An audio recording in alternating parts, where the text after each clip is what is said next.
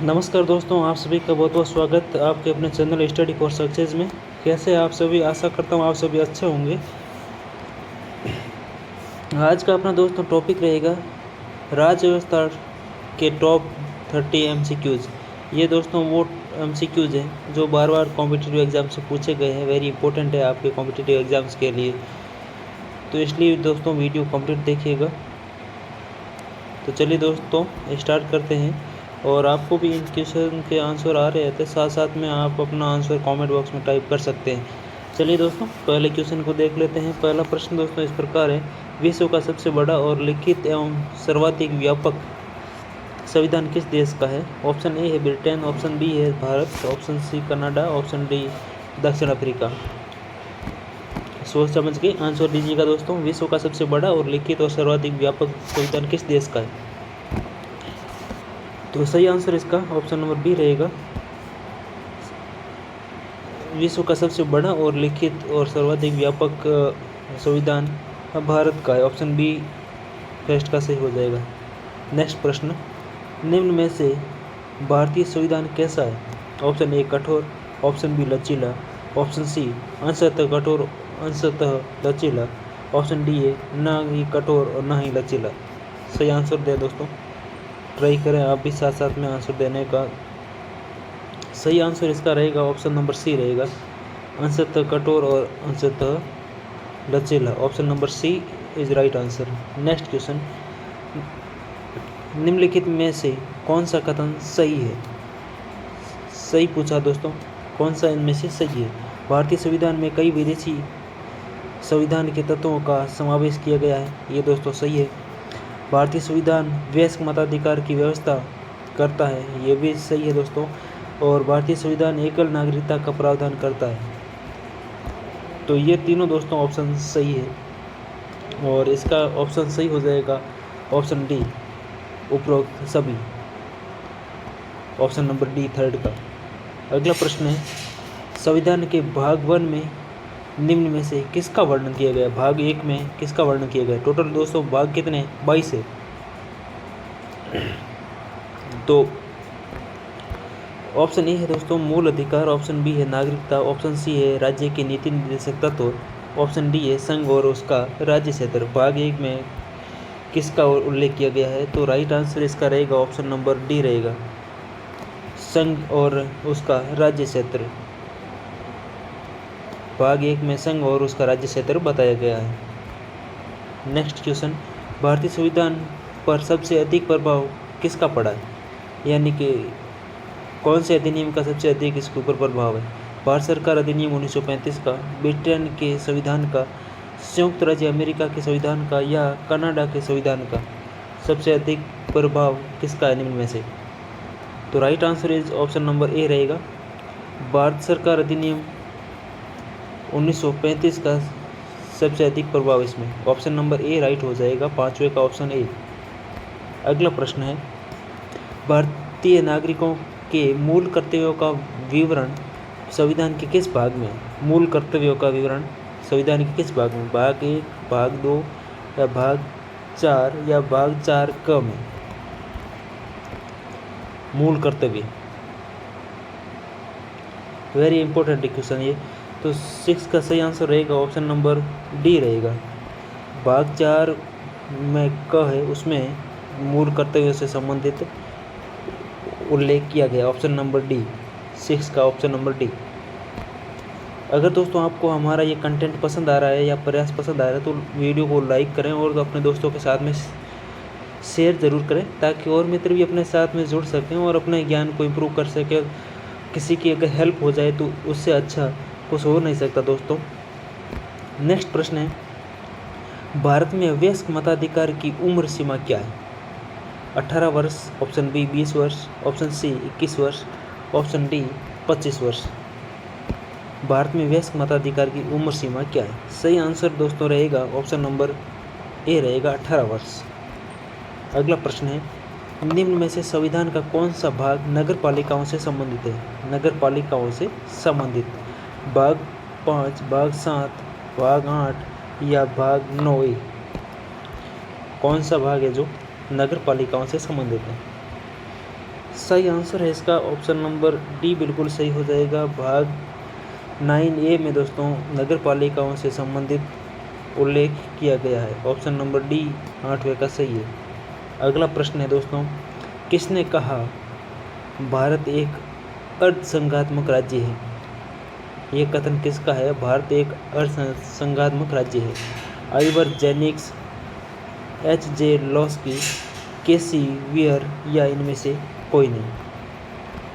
तो सही आंसर है दोस्तों 9 का ऑप्शन नंबर सी हो जाएगा। केसी वियर ने ये कथन कहा है भारत एक अर्धसंघात्मक राज्य है। ऑप्शन नंबर सी 9 का राइट है। अगला प्रश्न है, संविधान के किस भाग में नागरिकता का उल्लेख किया गया है? नागरिकता का भाग 1 में, भाग 2 में या भाग 3 में या 4 में? नागरिकता का उल्लेख संविधान के किस भाग में उल्लेख किया गया है इसका नागरिकता का? सही आंसर है इसका ऑप्शन नंबर बी हो जाएगा। भाग 2 में नागरिकता का उल्लेख किया गया। Option number B is right answer. Next question, Pitt's India Act किस वर्ष पारित किया गया? पिट्स इंडिया एक्ट किस वर्ष पारित किया गया? ऑप्शन ए 1901 में, ऑप्शन बी 1819 में, ऑप्शन सी 1857 में या ऑप्शन डी है 1784 में। पिट्स इंडिया एक्ट किस वर्ष पारित किया गया? Right answer is 1784। Option number D बिल्कुल इसका सही हो जाएगा। 1784 में पिट्स इंडिया एक्ट पारित किया गया। ऑप्शन नंबर डी सही है। अगला प्रश्न है, संपत्ति के मूल अधिकार को किस संवैधानिक संशोधन अधिनियम द्वारा समाप्त किया गया? पहले दोस्तों मूल अधिकार हुआ करता, संपत्ति का जो अधिकार था ये मूल अधिकारों में इसको शामिल किया हुआ था, बट इसको बाद में संशोधन करके इसको मूल अधिकारों से संपत्ति के अधिकार को हटा दिया गया था। तो वो कौन सा अमेंडमेंट था जिससे इसको मूल अधिकारों से हटाया गया? 42वें संविधान संशोधन द्वारा, 44वें संविधान संशोधन द्वारा या 45वें संविधान संशोधन द्वारा या फिर इनमें से कोई नहीं? राइट आंसर इसका रहेगा ऑप्शन नंबर बी हो जाएगा। 44वें संविधान संशोधन द्वारा संपत्ति के अधिकार को मूल अधिकारों से हटा दिया गया। ऑप्शन नंबर इसका 12वें का बी है। अगला प्रश्न है, निम्नलिखित में से किस समिति ने मौलिक कर्तव्यों को शामिल करने की अनुशंसा करी? अनुशंसा किस समिति ने मौलिक कर्तव्यों को संविधान में जोड़ने की अनुशंसा की थी? तारापोर समिति, स्वर्ण सिंह समिति, बलवंत राय समिति या राधाकृष्णन समिति? बहुत बढ़िया, जो भी यहाँ पे आंसर ऑप्शन नंबर बी दे रही है उन सभी का सही है। राइट आंसर इसका रहेगा ऑप्शन नंबर बी रहेगा। स्वर्ण सिंह समिति की अनुशंसा पर मौलिक कर्तव्यों को शामिल किया गया। Option number B. Next question, भारतीय संविधान में मूल कर्तव्यों को शामिल करने का विचार किस देश के संविधान से लिया गया? मूल कर्तव्यों को जो शामिल करने का विचार किस देश से लिया गया है? पूर्व सोवियत संघ से, आयरलैंड से, ऑस्ट्रेलिया से या ब्रिटेन से? 14वें का दोस्तों राइट आंसर यहाँ पे रहेगा ऑप्शन नंबर ए हो जाएगा। पूर्व सोवियत संघ से ये विचार लिया गया। Option A. अगला प्रश्न है दोस्तों, संविधान के किस भाग में संविधान संशोधन की प्रक्रिया का उल्लेख है? यानी कि संविधान में जो भी अमेंडमेंट किया जाता है, संशोधन किया जाता है, उसका उल्लेख किस भाग में किया गया है? भाग 3 में, भाग 5 में, भाग 21 में या भाग 20 में? सही आंसर इसका रहेगा ऑप्शन नंबर डी। भाग नंबर 20 में संविधान संशोधन से संबंधित उल्लेख किया गया है। नेक्स्ट क्वेश्चन, मार्ले मिंटो सुधार का उद्देश्य क्या था? मार्ले मिंटो जो सुधार है उसका उद्देश्य क्या था? प्रत्यक्ष निर्वाचन प्रणाली, युद्ध में सहयोग हेतु तैयार करना, ऑप्शन सी है पूर्ण स्वतंत्रता देना या ऑप्शन डी है भारतीयों की भागीदारी बढ़ाना? मार्ले मिंटो सुधार का उद्देश्य क्या था? राइट आंसर इसका रहेगा ऑप्शन नंबर ए रहेगा, प्रत्यक्ष निर्वाचन प्रणाली। 16 का option number A. Very important है क्वेश्चन सभी। नेक्स्ट क्वेश्चन, राज्य विधानसभा का गठन संविधान के किस अनुच्छेद के तहत किया जाता है? राज्य विधानसभा का गठन संविधान के किस अनुच्छेद के तहत किया जाता है? अनुच्छेद 163, अनुच्छेद 169, अनुच्छेद 170, अनुच्छेद 174। राज्य विधानसभा का गठन संविधान के किस अनुच्छेद के तहत किया जाता है? ऑप्शन नंबर सी इसका राइट हो जाएगा। अनुच्छेद 170 के तहत राज्य विधानसभा का गठन किया जाता है, option number C. Next question, Bharat शासन अधिनियम 1935 द्वारा स्थापित संघ में अवशिष्ट शक्तियाँ किसे दी गई थी? गवर्नर जनरल को, संघीय विधानमंडल को, प्रांतीय विधानमंडल को या प्रांतीय राज्यपालों को? जो भारत शासन अधिनियम 1935 है उसके द्वारा स्थापित संघ में अवशिष्ट शक्तियाँ किसे प्रदान की गई थी? क्वेश्चन नंबर 18 का आंसर देने की कोशिश करें। राइट आंसर रहेगा option number A, governor general को दी गई थी, ऑप्शन नंबर ए 18वें का। अगला प्रश्न है, मार्ले मिंटो सुधार बिल किस वर्ष पारित किया गया? 1905 में, 1909 में, 1911 में या 1935 में? मार्ले मिंटो सुधार बिल किस वर्ष पारित किया गया? राइट आंसर रहेगा ऑप्शन नंबर बी, वर्ष 1909 में, 1909 में। ऑप्शन नंबर इसका बी बिल्कुल सही है। अगला प्रश्न है, संविधान के किस भाग में अस्थायी संक्रमणकालीन और विशेष उपबंधों के प्रावधान है? किस भाग में अस्थायी संक्रमणकालीन और विशेष उपबंधों के प्रावधान है? भाग 21, भाग 18, भाग 19 या भाग 22?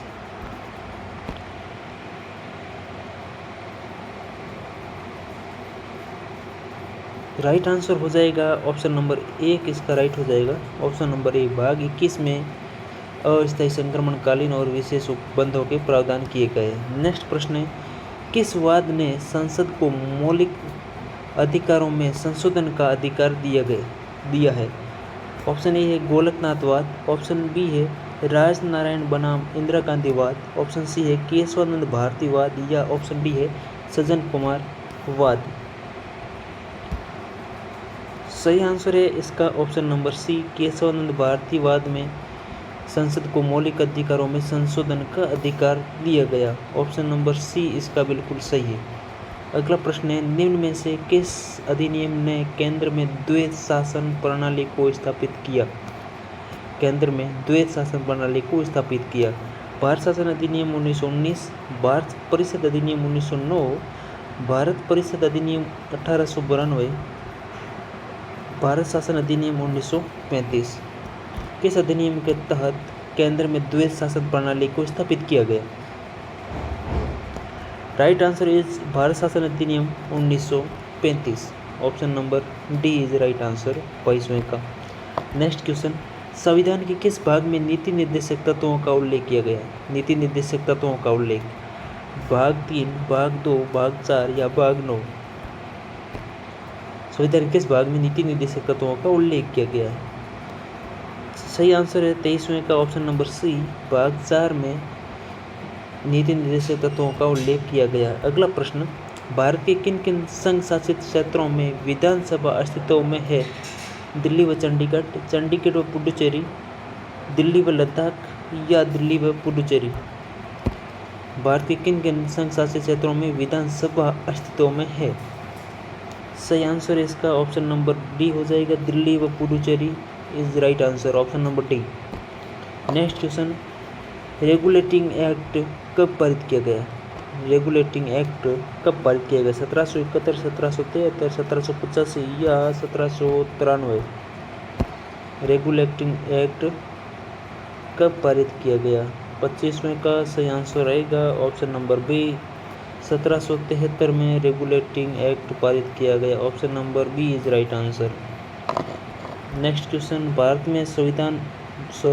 में सचिव का पद किसके द्वारा निर्मित किया गया? मार्ले मिंटो सुधार 1909 के द्वारा, भारतीय परिषद अधिनियम 1861 के द्वारा, मॉन्टेग्यू चैम्सफोर्ड सुधार 1919, भारत सरकार अधिनियम 1858।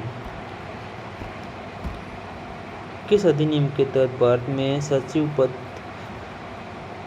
निर्मित किया गया? 26वें का राइट आंसर रहेगा ऑप्शन नंबर डी, भारत सरकार अधिनियम 1858, option number D is right answer.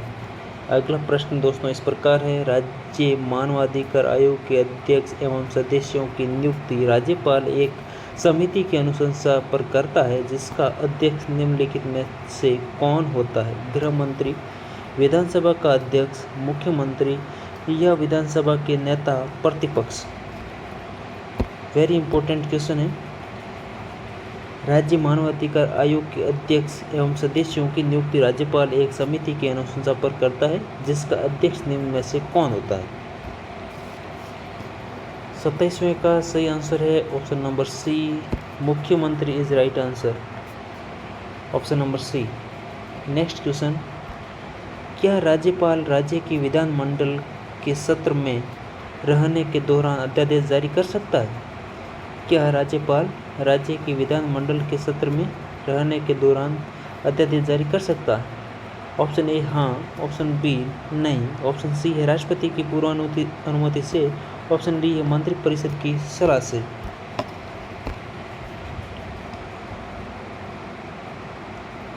तो सही आंसर इसका है ऑप्शन नंबर बी हो जाएगा, नहीं, अध्यादेश जारी नहीं कर सकता। Option number B is right answer 28 का।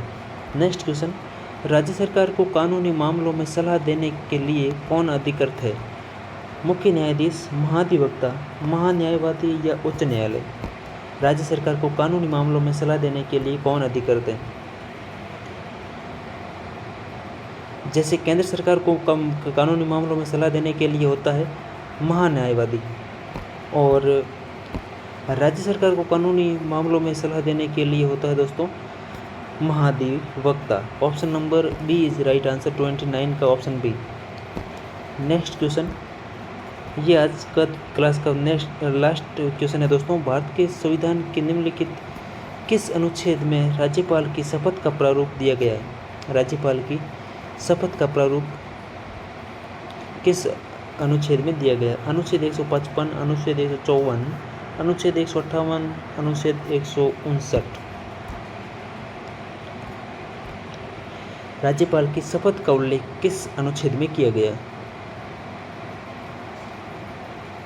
राइट आंसर इज अनुच्छेद 159, option number D is right answer. तो ये थे दोस्तों आज के मोस्ट इम्पोर्टेंट 30 क्वेश्चंस। आपके इन क्वेश्चंस में से कितने क्वेश्चंस दोस्तों राइट हुए हैं, अपना स्कोर कमेंट बॉक्स में ज़रूर टाइप कीजिएगा, ताकि आप अपने स्कोर को कैसे सेफ मान रहे हैं और कितना आपको याद है, ये दोस्तों दर्शाता है इसमें। तो ये थे दोस्तों मोस्ट इम्पोर्टेंट क्वेश्चंस। अगर दोस्तों वीडियो पसंद आए तो लाइक ज़रूर कीजिएगा और अपने विचार कमेंट बॉक्स में ज़रूर रखिएगा, अपना स्कोर भी कमेंट बॉक्स में दीजिएगा, और पसंद आया है तो इसको अपने दोस्तों के साथ में शेयर ज़रूर करें, ताकि और मित्र भी अपने साथ में जुड़ सकें और अपने ज्ञान को इम्प्रूव कर सकें। और चैनल पे दोस्तों पहली बार विजिट कर रहे हैं तो चैनल को सब्सक्राइब कर लें और बेल आइकन को दोस्तों ज़रूर प्रेस कर लें, जिससे आने वाले सभी वीडियोस की नोटिफिकेशन दोस्तों आपको समय पर मिलती रहे, कोई भी वीडियो या क्लास हमारी मिस ना हो। तो चलिए दोस्तों, अपना प्यार और स्नेह इसी तरह बना के रखिएगा। मिलते हैं नेक्स्ट वीडियो में, तब तक के लिए जय हिंद, वंदे मातरम।